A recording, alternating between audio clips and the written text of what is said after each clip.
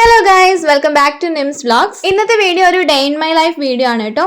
ഇന്ന് ഞാൻ പതിവിലും വിപരീതമായിട്ട് നേരത്തെ എണീറ്റിട്ടുണ്ടായിരുന്നു. ഇന്നലെ രാത്രി തന്നെ ടു ഡു ലിസ്റ്റ് ഒക്കെ പ്രിപ്പയർ ചെയ്തിട്ടാണ് ഞാൻ ഉറങ്ങാൻ കിടന്നിട്ടുള്ളത്. സോ ഇന്ന് രാവിലെ എണീക്കുമ്പോൾ എനിക്കൊരു കൃത്യമായിട്ടുള്ള പ്ലാൻ ഉണ്ട് ഇന്നത്തെ ദിവസം എന്തൊക്കെ കംപ്ലീറ്റ് ആക്കണം എന്നുള്ളത്. രാവിലെ തന്നെ നല്ല മോട്ടിവേറ്റഡ് ആയതുകൊണ്ട് ഞാൻ ബെഡൊക്കെ ഒന്ന് അറേഞ്ച് ചെയ്ത് വെച്ചിട്ടുണ്ടായിരുന്നു. എണീറ്റ് പാടെ ബെഡൊക്കെ ഒന്ന് അറേഞ്ച് ചെയ്ത് വെക്കുമ്പോൾ നമുക്കൊരു ഇൻസ്റ്റന്റ് മോട്ടിവേഷൻ കിട്ടും. നമ്മളൊരു ടാസ്ക് കംപ്ലീറ്റ് ചെയ്തു എന്നുള്ള ഒരു സാറ്റിസ്ഫാക്ഷൻ നമുക്ക് കിട്ടും കേട്ടോ.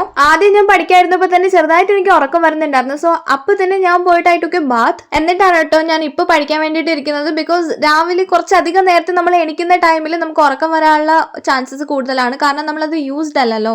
എപ്പൊ നമുക്ക് ഉറക്കം വന്നാലും ആ ഉറക്ക ചടവോടെ പോയി പഠിക്കാതിരിക്കാൻ വേണ്ടിയിട്ട് നോക്കുക. കാരണം ആ ടൈമിൽ നമ്മൾ പഠിക്കുന്ന ഒന്നും നമ്മുടെ തലയിൽ കയറാൻ പോകുന്നില്ല. സോ അപ്പോൾ തന്നെ നമ്മൾ പോയിട്ട് ഒന്ന് കുളിക്കുക, അല്ലെങ്കിൽ മുഖമൊക്കെ ഒന്ന് കഴുകുക. അപ്പോൾ തന്നെ ഒരു ഫ്രഷ് ഫീലിംഗ് നമുക്ക് തോന്നും. ഇപ്പൊ ഞാൻ പഠിക്കുന്നത് എക്കണോമിക്സ് ആണ് കേട്ടോ. എൻ്റെ ട്രേഡ് എക്സാമിന്റെ എക്കണോമിക്സ് ആണ് ഞാൻ പഠിക്കുന്നത്. എക്കണോമിക്സ് എനിക്ക് നല്ല ഈസിയാണ്. പക്ഷേ സ്റ്റാറ്റിസ്റ്റിക്സ് എന്ന് പറയുന്നത് എനിക്കത് പഠിക്കാൻ പോലും പറ്റാത്ത, എനിക്ക് ഭയങ്കര ടഫായിട്ടുള്ള ഒരു സബ്ജക്റ്റ് ആണ്.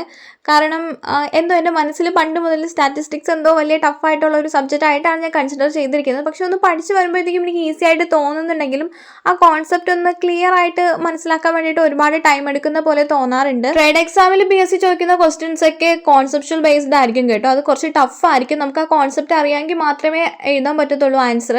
ജനറൽ PSC ആണെങ്കിൽ നമുക്ക് കോമൺ സെൻസ് വെച്ചിട്ട് എഴുതാൻ പറ്റുന്ന ക്വസ്റ്റ്യൻസും അതിൽ കാണും. പക്ഷേ ട്രേഡ് എക്സാം പോലെ സബ്ജക്ട് ബേസ്ഡ് എക്സാംസ് ഒക്കെ നമുക്ക് കോൺസെപ്റ്റ് അറിയാമെങ്കിൽ മാത്രമേ ആൻസേഴ്സ് എഴുതാൻ പറ്റത്തുള്ളൂ. സിമ്പിൾ ആയിട്ടുള്ള ക്വസ്റ്റ്യൻസ് കാണും, പക്ഷെ നമുക്ക് ആ കോൺസെപ്റ്റിന്റെ ഒരു അണ്ടർസ്റ്റാൻഡിങ് ഉണ്ടായിരിക്കണം. മോർണിംഗ് സ്റ്റഡി സെഷൻ കംപ്ലീറ്റ് ആക്കിയ ശേഷം ഞാൻ പിന്നെ കിച്ചണിൽ പോയിട്ട് അമ്മേനെ ഹെൽപ്പ് ചെയ്തിട്ടുണ്ടായിരുന്നു. ഇന്നത്തെ ബ്രേക്ക്ഫാസ്റ്റിനുള്ള മുട്ടക്കറി ഞാനാണ് കേട്ടോ ഉണ്ടാക്കിയിട്ടുള്ളത്. പഠിക്കുന്ന ദിവസം ഞാൻ മിക്കുള്ള ദിവസം മുട്ട കഴിക്കാറുണ്ട്. കാരണം അത് നല്ല പ്രോട്ടീൻ റിച്ച് ആണല്ലോ, നമുക്ക് പഠിക്കാൻ വേണ്ടിയിട്ടുള്ള നല്ല എനർജി കിട്ടും. അത് കഴിഞ്ഞിട്ട് ഞാൻ ഓടിപ്പോയി ഒരു ഹാഫ് ആൻ അവറും കൂടി പഠിച്ചിട്ടുണ്ടായിരുന്നു. ഇപ്പൊ ഞാൻ നോക്കുന്നത് ഇംഗ്ലീഷ് ആണ് കേട്ടോ. ജനറൽ PSCയുടെ ഇംഗ്ലീഷ് ആണ്. നമ്മുടെ ട്രേഡ് എക്സാമിന് ഇംഗ്ലീഷ് മാത്സ് ഒന്നും വരുന്നില്ല, സബ്ജക്ട് മാത്രമേ വരുന്നുള്ളൂ. എന്റെ ഒരു സബ്സ്ക്രൈബർ കൂട്ടി പറഞ്ഞിട്ടാണ് കേട്ടോ ഞാൻ ലോങ് വീഡിയോ ഇടുന്നത്. ബിക്കോസ് നമ്മൾ പഠിക്കുന്നതുകൊണ്ട് തന്നെ ലോങ് വീഡിയോസ് നമ്മൾ ഷൂട്ട് ചെയ്യാനും അത് റെക്കോർഡ് ചെയ്യാനും അപ്ലോഡ് ചെയ്യാനൊക്കെ ടൈം എടുക്കും. തംബ്നെയിൽ ക്രിയേഷൻ അതൊക്കെ നല്ല ടൈം എടുക്കുന്ന പരിപാടിയാണ്. അതുകൊണ്ട് ഞാൻ ഷോർട്സ് മാത്രം അപ്ലോഡ് ചെയ്യുന്നതാണ് ആദ്യം വിചാരിച്ചിട്ടുള്ളത്. പക്ഷെ നിങ്ങൾ പറയുമ്പോൾ എനിക്ക് എങ്ങനെ ഗൈസ് ചെയ്യാതിരിക്കാൻ പറ്റുക.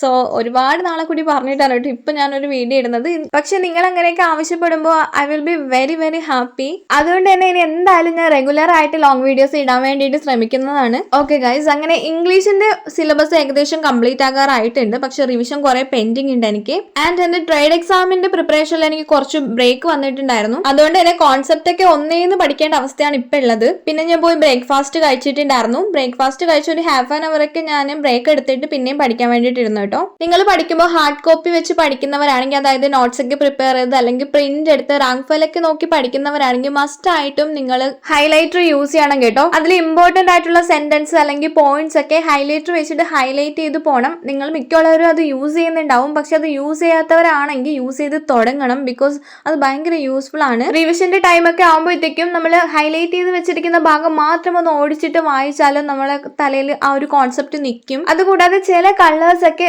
ഭയങ്കര ഐ ക്യാച്ചിങ് ആണ്. ആ ഒരു കളേഴ്സ് വെച്ചിട്ട് നമ്മൾ അണ്ടർലൈൻ ചെയ്തിട്ട് അല്ലെങ്കിൽ ഹൈലൈറ്റ് ചെയ്യുന്ന ഭാഗങ്ങളൊക്കെ പെട്ടെന്ന് ബ്രെയിൻ ഓർത്തിരിക്കാനുള്ള ടെൻഡൻസി കൂടുതലാണ്. അത് സയന്റിഫിക് ആയിട്ട് പ്രൂവ് ചെയ്തിട്ടുള്ള ഒരു കാര്യം കൂടിയാണ് കേട്ടോ.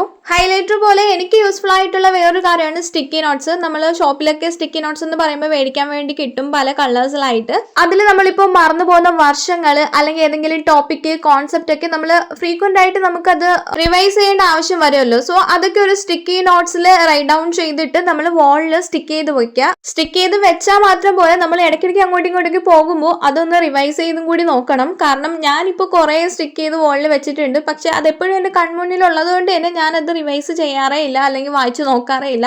സോ നിങ്ങൾ അങ്ങനെ ചെയ്യരുത്. എപ്പോഴും അതിന് കൂടുതൽ അറ്റൻഷൻ കൊടുക്കുക. നമുക്കിപ്പോൾ പഠിക്കാൻ വേണ്ടിയിട്ട് ഭയങ്കര മടി പിടിച്ചിരിക്കുന്ന ടൈമിലാണെങ്കിലും ജസ്റ്റ് ഒന്ന് വാളിലൊക്കെ പോയിട്ട് ആ സ്റ്റിക്കി നോട്ട്സ് ഒക്കെ ഒന്ന് വെറുതെ റിവൈസ് ചെയ്ത് നോക്കുക. പിന്നെ നിങ്ങൾ പഠിച്ചൊന്ന് ലെവലൊക്കെ ആയവരാണെങ്കിൽ ക്വസ്റ്റ്യൻസ് എന്തായാലും മിനിമം ഒരു 10 ക്വസ്റ്റ്യൻ എങ്കിലും ഡെയിലി ചെയ്ത് പ്രാക്ടീസ് ചെയ്യാം. നമ്മളൊരു പുതിയ കോൺസെപ്റ്റ് പഠിക്കുന്നതിനേക്കാളും നല്ല യൂസ്ഫുൾ ആണ് നമ്മളൊരു 10 ക്വസ്റ്റ്യൻസ് പഠിച്ച ഭാഗത്ത് നിന്ന് ചെയ്ത് നോക്കുമ്പോൾ അത് നമ്മൾ പഠിച്ച അത്രയും ഒന്നും കൂടി നമുക്ക് തറവായിട്ട് അണ്ടർസ്റ്റാൻഡിങ് കിട്ടാൻ വേണ്ടിയിട്ട് അത് ഹെൽപ്പ് ചെയ്യും. OMR ബുക്ക്ലെറ്റ് ഒക്കെ നമുക്ക് ഷോപ്പിൽ നിന്ന് മേടിക്കാൻ കിട്ടും, അല്ലെങ്കിൽ ഓൺലൈനായിട്ട് വാങ്ങാൻ വേണ്ടിയിട്ട് കിട്ടും. അതൊക്കെ വാങ്ങി വെച്ചിട്ട് OMR ഷീറ്റിൽ തന്നെ ചെയ്ത് പ്രാക്ടീസ് ചെയ്ത് പഠിക്കാം. ഞാനിപ്പോൾ അത് ചെയ്ത് തുടങ്ങിയിട്ടില്ല കേട്ടോ, കാരണം എനിക്ക് അത്രയും ഒരു ഫണ്ടമെന്റൽ ബേസിക് നോളജ് ജനറൽ PSCയിൽ ഉണ്ട് എന്ന് എനിക്ക് തോന്നുന്നില്ല.